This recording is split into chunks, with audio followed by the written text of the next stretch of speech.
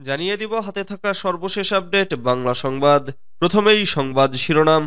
যেখানেই মেগা প্রকল্প সেখানেই মেগা দুর্নীতি বলেছেন জামাত আমির। এরপর জানিয়ে দিব ফারুকের ওপর হামলাকারীদের গ্রেফতারে আলটিমেটাম। এদিকে জনগণ আর আওয়ামী লীগের রাজনীতি দেখতে চায় না বলেছেন তাসমিয়া প্রধান। আরও জানিয়ে দিব দেশে কারণে অকারণে ভেজাল লেগেই থাকে বলেছেন মান্না। সর্বশেষ জানিয়ে দিব খালেদা জিয়া লন্ডনে যাচ্ছেন ৭ জানুয়ারি। এতক্ষণ শুনছিলেন সংবাদ শিরোনাম, এবারে বিস্তারিত। তবে অনুরোধ থাকবে ভিডিওটিতে একটি লাইক করবেন এবং কমেন্ট করে জানিয়ে দিবেন কোন জেলা থেকে আপনি আমাদের এই ভিডিওটি দেখছেন। যেখানেই মেগা প্রকল্প সেখানেই মেগা দুর্নীতি বলেছেন জামাত আমির। যেখানেই মেগা প্রকল্পের কথা বলা হয়েছে সেখানেই মেগা দুর্নীতি হয়েছে। স্বাধীনতার পর ২০২৪ সালের ৫ আগস্ট পর্যন্ত যারা এদেশের মুক্তিযুদ্ধ এবং স্বাধীনতাকে নিজেদের বাপদাদার তাল্লুক মনে করতেন, তারা চেতনার কথা বলতেন। চেতনার কথা বলে বলে এই জাতিকে তারা লুণ্ঠন করেছে, গণহত্যা চালিয়েছেন। তাদের সন্তানরা আকাম কুকাম করে ধর্ষণে সেঞ্চুরি পালন করেছেন। দেশের সম্পদ লুণ্ঠন করে তারা বিদেশে পাচার করেছেন। শুধু তাদের এই গত ১৫.৫ বছরে যার হিসেব বেরিয়ে এসেছে ২৬ লাখ কোটি টাকা, যা বাংলাদেশের সার্বিক বাজেটের প্রায় ৫ গুণ। কুষ্টিয়া সরকারি কলেজ মাঠে জামাতে ইসলামীর কর্মী সম্মেলনে প্রধান অতিথির বক্তব্যে জামাতে ইসলামীর আমির ডক্টর শফিকুর রহমান এসব কথা বলেন। সভাপতিত্ব করেন কুষ্টিয়া জেলা জামাতের আমির অধ্যাপক আবুল হাশেম। জামাত আমির বলেন, তৎকালীন প্রধানমন্ত্রীর পিয়নের অ্যাকাউন্টে ছিল ৪৫০ কোটি টাকা। পিয়ন যদি এত টাকার মালিক হয়, মালিকের কত টাকা? হ্যাঁ, মালিকের টাকাও বের হয়ে আসছে। রূপপুর পারমাণবিক কেন্দ্র থেকে মালিকের পরিবার শুধু এক প্রকল্প থেকে ৫৭,০০০ কোটি টাকা চুরি করেছে।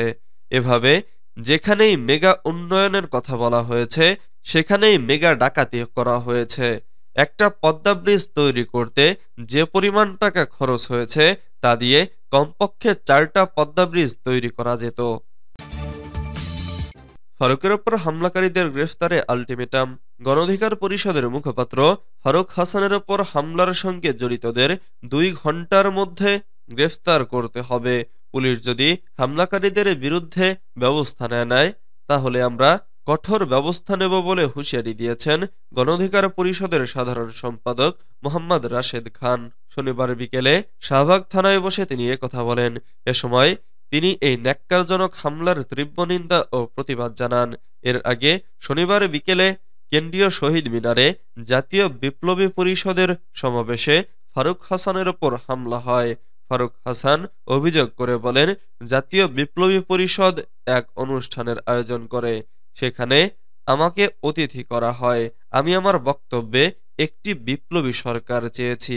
এতে ক্ষিপ্ত হয়ে আমার ওপর অতর্কিত হামলা চালায়। গণ অধিকার পরিষদের সাধারণ সম্পাদক মোহাম্মদ রাশেদ খান বলেন, জুলাই গণঅভ্যুত্থানে শহীদ পরিবারের সদস্যদের সম্মান জানাতে এবং নতুন সংবিধান গঠনের জন্য শহীদ মিনারে অনুষ্ঠানের আয়োজন করে জাতীয় বিপ্লবী পরিষদ। এই অনুষ্ঠানে অতিথি ছিলেন গণ অধিকার পরিষদ নেতা ফারুক হাসান। সেখানে অন্তর্বর্তী সরকারের বিভিন্ন বিষয়ে সমালোচনা করেন ফারুক। এ সময় শহীদ মিনারেই ফারুকের ওপর হামলা হয়। রাশেদ বলেন, অনুষ্ঠানে উপস্থিত ১০ থেকে ১৫ জন ফারুক হাসানের ওপর হামলা করেছে। সরকারের সমালোচনা করার কারণেই এ হামলা চালানো হয়। এ ঘটনায় শাহবাগ থানায় মামলা করার কথা জানান তিনি। জনগণ আর আওয়ামী লীগের রাজনীতি দেখতে চায় না বলেছেন তাসমিয়া প্রধান।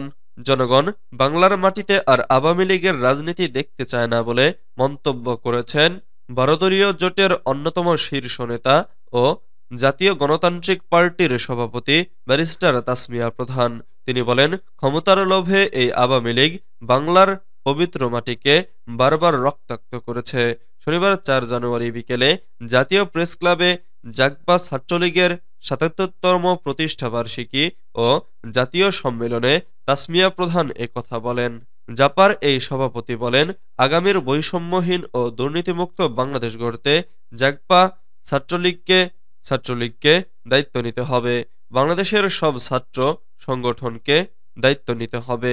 অন্তর্বর্তী সরকারের উদ্দেশ্যে তিনি বলেন, প্রশাসনের প্রতিটি স্তর আওয়ামী প্রেতাত্মামুক্ত করতে হবে, গণহত্যাকারীদের দ্রুত বিচার করতে হবে, নতজানু পররাষ্ট্রনীতি চলবে না, ভারতীয় আগ্রাসন থেকে বের হয়ে আসতে হবে, নিত্যপণ্যের দাম জনগণের ক্রয় ক্ষমতার মধ্যে রাখতে হবে, প্রয়োজনীয় সংস্কার শেষে জাতীয় নির্বাচন দিতে হবে। আমরা বিশ্বাস করি প্রয়োজনীয় সংস্কার শেষে ২০২৫ অর্থাৎ চলতি বছরের শেষ অংশে জাতীয় নির্বাচন সম্ভব। দেশে কারণে অকারণে ভেজাল লেগেই থাকে বলেছেন মান্না। নাগরিক ঐক্যের সভাপতি মাহমুদুর রহমান মান্না বলেছে, এমনিতেই আমাদের দেশ খুব বিভাজিত, কারণে অকারণে ভেজাল লেগেই থাকে। শনিবার ৪ জানুয়ারি জাতীয় প্রেস ক্লাবে বাংলাদেশ তরিকত পরিষদ আয়োজিত এক আলোচনা সভায় তিনি এসব কথা বলেন। দেশব্যাপী বিভিন্ন মাজার খানকায় সন্ত্রাসী হামলা, ভাঙচুর ও অগ্নিসংযোগ সহ বিভিন্ন মাহফিলে বাধা প্রদানের প্রতিবাদ এবং সন্ত্রাসীদের গ্রেফতারের দাবিতে এই সভা হয়। মাহমুদুর রহমান মান্না বলেন, একটা দেশ হয়েছে, এই দেশটা কিভাবে হলো, কারা করল, কারা নেতৃত্ব দিল, মূল নেতাকে, এদেশের স্বাধীনতার ঘোষণা কে দিল, এসব বিতর্কের উত্তর মিলছে না। সত্য খুঁজে পাওয়া মুশকিল, আর সত্য খুঁজতে গবেষণা করলেও সত্যের কাছে যাওয়া যায় না। তিনি বলেন, মাজারে হামলা করা মানে গুন্ডামি করা, আর গুন্ডারা তো ভালো মানুষ হতে পারে না। হামলা কারা করেছে সেটা জানি না, কিন্তু মাজারগুলোতে যারা হামলা করেছে এটা নিশ্চিতভাবে অন্যায় কাজ করেছে। যারা করেছে তাদের বিরুদ্ধে সরকারের ব্যবস্থা নেওয়া উচিত। মান্না বলেন, এদেশে ক্ষমতাসীনরা যেরকম মিথ্যা কথা বলে, তেমনিভাবে ক্ষমতার বাইরে যারা আছেন তারাও একইভাবে মিথ্যা কথা বলে। খালেদা জিয়া লন্ডন যাচ্ছেন ৭ জানুয়ারি। সবকিছু ঠিক থাকলে বিএনপি চেয়ারপারসন সাবেক প্রধানমন্ত্রী বেগম খালেদা জিয়া ৭ জানুয়ারি যুক্তরাজ্যের লন্ডনে যাবেন। কোনো কারণে দেরি হলে পরদিন ৮ জানুয়ারিও হতে পারে তার এ যাত্রা। তবে এ সপ্তাহে তিনি লন্ডনের উদ্দেশ্যে ঢাকা ছাড়বেন। লন্ডন থেকে চিকিৎসার জন্য বেগম জিয়া যাবেন যুক্তরাষ্ট্র। তার ব্যক্তিগত চিকিৎসক বিএনপির জাতীয় স্থায়ী কমিটির সদস্য অধ্যাপক ডক্টর এজেড জাহিদ হোসেন বাংলাদেশ প্রতিদিনকে এ তথ্য নিশ্চিত করেছেন। ম্যাডাম বিদেশে যাবেন এটা ঠিক, তবে সেটা ৭ জানুয়ারি নাও হতে পারে, আবার ৮ জানুয়ারিও হতে পারে। অধ্যাপক জাহিদের নেতৃত্বে একটি মেডিকেল টিম, আত্মীয় স্বজন সহ ১৮ সদস্যের সহযোগী দল সঙ্গে যাওয়ার কথা। নানা জটিল রোগসহ লিভার সিরোসিসে আক্রান্ত বেগম জিয়াকে উন্নত চিকিৎসার জন্য বিদেশ নিতে দীর্ঘদিনের দাবি ছিল বিএনপি ও জিয়া পরিবারের। এরই মধ্যে বহুবার হাসপাতালে ভর্তি হয়েছে সাবেক এ প্রধানমন্ত্রী। তবুও বিদেশে যাওয়ার অনুমতি না দিয়ে একরকম চিকিৎসা বঞ্চিত করে রাখে পতিত স্বৈরাচার আওয়ামী লীগ সরকার।